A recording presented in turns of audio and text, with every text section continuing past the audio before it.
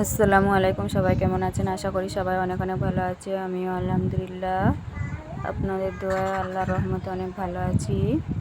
আবারও চলে এসেছি নতুন একটি রেসিপি নিয়ে। রেসিপিটি যদি সবার ভালো লাগে একটি লাইক দিয়ে ভিডিওটি ফুল দেখার অনুরোধ রইল। এখানে আমার চিংড়ি কিনে এনেছে আমাদের ভাইয়া। ওটাকে আমি কুটে ধুয়ে পরিষ্কার করে নিয়েছি। নিয়ে এর মধ্যে আমি দিয়ে দেব এখানে আমি একটু পেঁয়াজ পুঁইশাক আলু পেঁয়াজ পুঁইশাক কুটে নিয়েছি। এবার এর মধ্যে চিংড়িগুলোর মধ্যে দিয়ে দিলাম স্বাদ মতো লবণ, ঝালের গুঁড়ো, হলুদ গুঁড়ো দিয়ে ওটাকে আমি মেখে নেব হালকা করে। এবার এখানে আমি কড়া বসিয়ে দিয়েছি। কড়াতে আমি তেল আছে, তেলটাতে আমি মাছ ভেজেছিলাম। ওই তেলের মধ্যে আমি চিংড়িটা ভেজে নেব।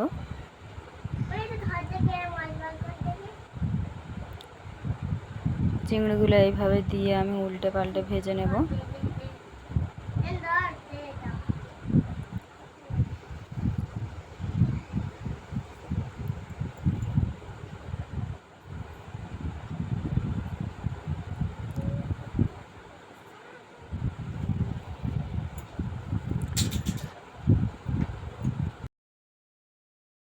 যারা আমার চ্যানেলকে সাবস্ক্রাইব করে রেখেছেন তাদের অসংখ্য অসংখ্য ধন্যবাদ। যারা এখনও পর্যন্ত সাবস্ক্রাইব করেননি প্লিজ চ্যানেলটিকে সাবস্ক্রাইব করে ভিডিওটি ফুল ওয়াচ করে পাশে থাকবেন।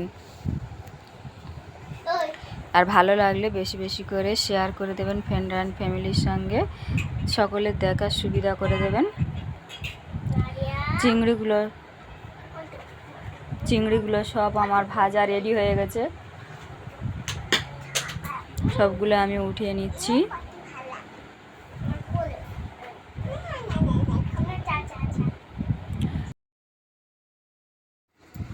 চিংড়িগুলো আমি ভেজে রেডি করে নিয়েছি। এবারে আমি এখন কড়া বসিয়ে দিয়েছি। কড়াতে দিয়ে দিলাম পরিমাণ মতো তেল, আর এর মধ্যে দিয়ে দেবো পেঁয়াজ কুচি।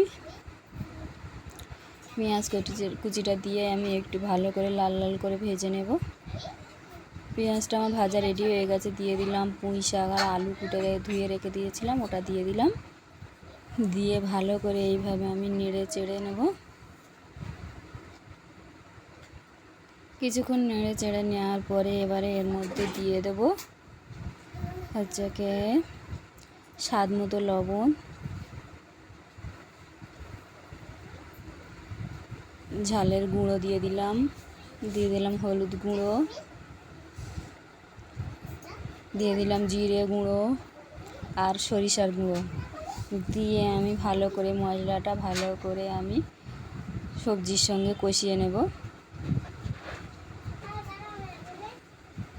সবজিটা আমার কষানো হয়ে এলে এবারে ওর মধ্যে দিয়ে দেবো 2টা টমেটো কুচি করে রেখেছিলাম, দিয়ে এটাকে ঢেকে দেব আমি। কিছুক্ষণ পরে ঢাকাটা খুলে আবারও একটু এইভাবে নেড়ে চেড়ে দেবো। দিয়ে এবারে এর মধ্যে আমি পরিমাণ মতো পানি দিয়ে দেব।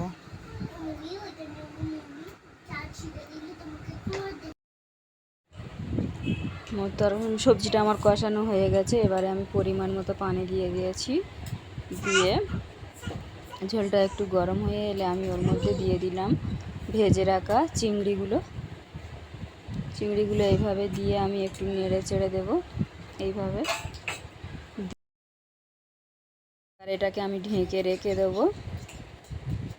কিছুক্ষণ পরে আবারও ঢাকাটা খুলে এইভাবে একটু নেড়ে চেড়ে দেবো। তরকারিটা আমার রেডি হয়ে গেছে। এবারে ঠান্ডা হওয়ার পরে আমি আপনাদের দেখাবো। দেখুন কেমন হয়েছে। এইভাবে একবার হলেও বাড়িতে বানিয়ে দেখবেন, খেতে অসম্ভব মজার। আর এই রেসিপিটি যদি ভালো লাগে প্লিজ একটি লাইক দিয়ে ভিডিওটি ফুল ওয়াচ করবেন আর ফ্রেন্ড অ্যান্ড ফ্যামিলির সঙ্গে শেয়ার করে দেবেন। এবার আমি একটি মিক্সিং বলে তোমাদের দেখাচ্ছি ঢেলে কেমন হয়েছে।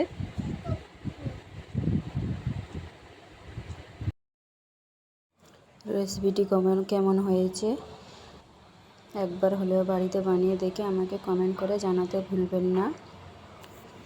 আর ভালো লাগলে ফ্রেন্ড অ্যান্ড ফ্যামিলির সঙ্গে শেয়ার করে দেবেন আর ভিডিওটি ফুল ওয়াচ করবেন। সবাই ভালো থাকেন, সুস্থ থাকেন। ফিরে আসবো নতুন একটি রেসিপি নিয়ে। এখানেই শেষ করব। আল্লাহ হাফেজ।